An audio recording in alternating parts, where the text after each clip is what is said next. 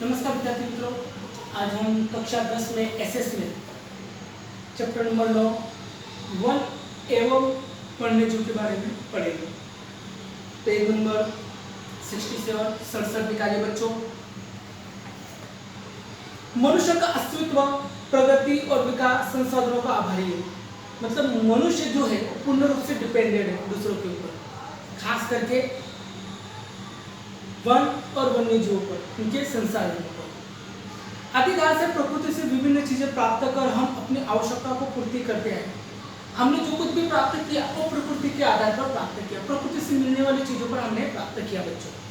इसमें जंगल है, अत्यंत महत्वपूर्ण संसाधन माने जाते हैं। जंगल से प्राप्त होने वाली महत्वपूर्ण चीजें जिसको मनुष्य अपनी आवश्यकताओं के लिए पूर्ण रूप से उसका उपयोग करता रहा। जंगलों का सामान्य अर्थ वृक्ष, झाड़ियां या घास समुच्चय है। प्राकृतिक वनस्पतियों में इन्हीं वनस्पतियों का समावेश हो सकता है जिसका विकास मनुष्य की सहायता बिना प्राकृतिक स्वरूप में हो, इसे अशक्त वर्जिन वनस्पति कहते हैं। भारत में इस प्रकार की वनस्पति अब सिर्फ हिमालय, सुंदरवन और भारत के रेगिस्तान में दुर्गम क्षेत्र में ही पाई जाती है बच्चों। मतलब ऐसी बहुत सी चीजें हैं जो काफी दुर्लभ है, जिसे मिलना भी काफी मुश्किल है, लेकिन उसका अस्तित्व कहीं ना कहीं थोड़ा बहुत बना हुआ है। हम जंगलों के वर्गीकरण के बारे में पढ़ेंगे बच्चों आज। यह वर्गीकरण भिन्न भिन्न दृष्टि से किया गया है, सब में अलग अलग प्रकार से बांटा गया है। जलवायु के आधार पर जंगलों के प्रकार कक्षा 9 में हम सीख चुके हैं। यह हम प्रशासन, मालिकाना, व्यवस्थापन की दृष्टि से होने वाले जंगलों के 3 प्रकार में जानेंगे। सबसे पहले हम देखेंगे प्रशासन के आधार पर जंगलों के प्रकार। आरक्षित जंगल, जिसमें सरकार को पूर्ण रूप से किया गया है आरक्षित। इस प्रकार के जंगल सीधे प्रशासन के नियंत्रण में होते। इसमें लकड़ियां काटने और चुनने और पशुओं की चराई करने के लिए प्रवेश पर प्रतिबंध होता है। आरक्षित जंगल, ये पूरा मालिकाना हक किसके हाथ में होता है बच्चों? सरकार के हाथ में। ये पूरा भाग सरकार के नियंत्रण में होता है। यहाँ पर कोई भी व्यक्ति जा नहीं सकता, न पेड़ काटने के लिए, न पशु को चराने के लिए। यहाँ पे पूर्ण रूप से क्या होता है? प्रतिबंध होता है। दूसरा होता है सुरक्षित जंगल। इस प्रकार के जंगलों को देखभाल शासन तंत्र के द्वारा किया जाता है। यहाँ वृक्षों को हानि पहुंचाए बिना लकड़ियां चुनने और पशु को चराने के लिए स्थानीय लोगों को छूट होती है। सुरक्षित जंगल में यह भी सरकार के नियंत्रण का एक भाग होता है, लेकिन बच्चों ये सुरक्षित जंगल जो होता है, इसमें गांव के या जंगल के जो निवासी होते हैं वो पेड़ों को काटने के लिए, पेड़ों को नुकसान हो इस प्रकार से लकड़ों को उपयोग करने के लिए या पशुओं को चराने के लिए लिया जा सकता है। उसके बाद आता है अवर्गीकृत जंगल। इस प्रकार के जंगलों का वर्गीकरण अब तक नहीं किया गया। यहाँ वृक्ष काटने और पशुओं को चराने पर कोई प्रतिबंध नहीं है। यानी अवर्गीकृत जंगल में वनस्पति को काट सकते हैं, पशु को ले जा सकता है चराने के लिए। उसके बाद हम देखेंगे बच्चों मालिकाना, प्रशासन, व्यवस्थापन की दृष्टि से जंगलों के प्रकार।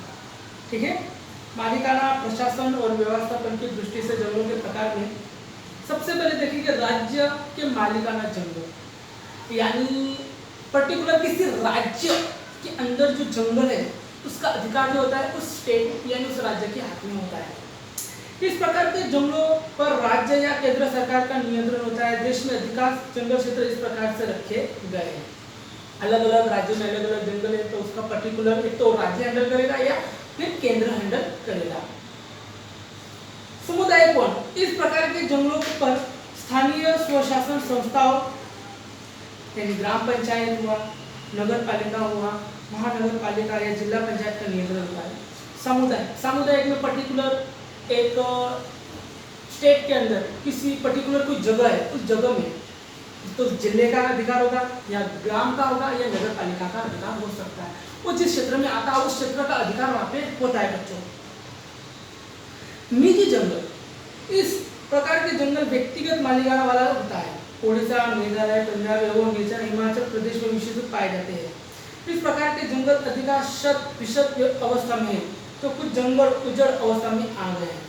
निजी जंगल यानी प्राइवेट, किसी निजी यानी प्रतिकूल किसी व्यक्ति का कि भाई मेरा जंगल है, ये इतना जगह मेरी है, ये क्षेत्र मेरा है। ये खास करके कहाँ देखने को मिलता है बच्चों? ओडिशा हुआ, मेघालय हुआ, पंजाब, हिमाचल प्रदेश आदि देखने में मिलता है। पर्टिकुलर किसी व्यक्ति का मालिकाना होता है इस पर्टिकुलर जगह में, उस पर्टिकुलर जगह में अगर जंगल हो तो ठीक है, या फिर उस जगह पर उसके उस व्यक्ति का अधिकार होता है। अभी वो व्यक्ति उस जंगल का किस प्रकार से ध्यान रखता है उसके ऊपर आधारित रहता है, वो कौन चीजों का उपयोग करता है, किस तरह से उपयोग कर रहा है, ये सब मालिकाना अधिकार पर ही आता है। निवनीकरण यानी जंगल विनाश। निवनीकरण अर्थात जंगलों का नष्ट होना। अब जंगलों का नष्ट होने के कारण बहुत है बच्चों, अत्यंत निम्न दर से होने वाला निवनीकरण हमारे देश के साथ संपूर्ण विश्व मुख्य समस्याओं में से एक है। इस दुनिया में बहुत सी समस्या है, जिसमें से एक समस्या महत्वपूर्ण मानी जाती है। मनुष्य की विकास की यात्रा यह परिणाम गिना जा सकता है। प्राकृतिक रूप से भी वृक्ष नष्ट होते हैं, परंतु मनुष्य की दखलंदाजी होने से विनाश की तुलना में नगण्य है। जंगल का विनाश होने के पीछे सबसे ज्यादा मनुष्य का हाथ माना जाता है। प्राकृतिक रूप से कहीं ना कहीं थोड़ा बहुत जंगलों को नुकसान होता है, प्रकृति के कारण जंगल का नुकसान होना भी स्वाभाविक है, लेकिन मनुष्य की देख रेख ज्यादा होने के कारण जंगलों का नुकसान ज्यादा होता है।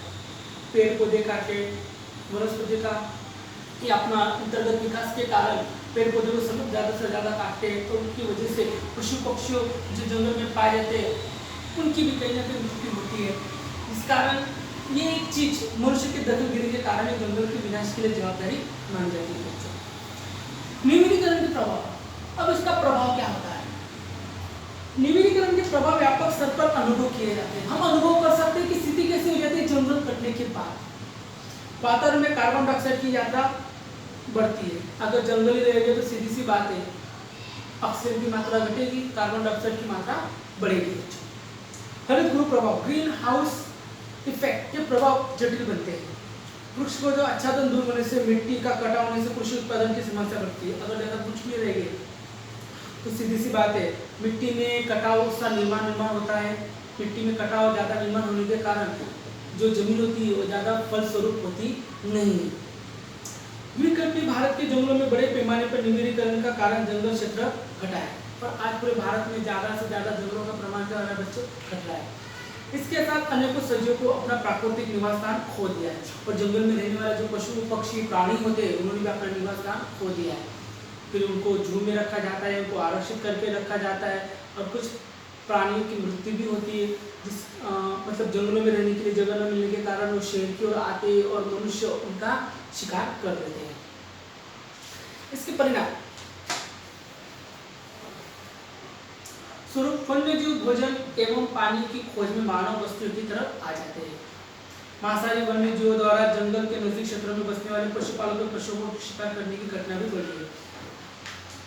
जंगलों का कटाव होने से पशु पक्षियों शहर की ओर आते हैं, जिसके कारण मनुष्य के बीच उनके बीच एक तरह से टकराव होने के कारण मनुष्य उनको मार देते हैं।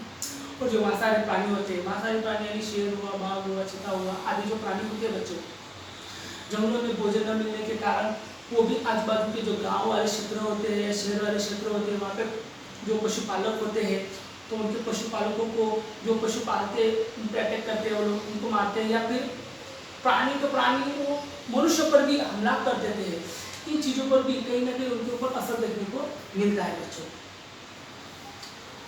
ये जो टॉपिक था ये हमने अभी पढ़ा है।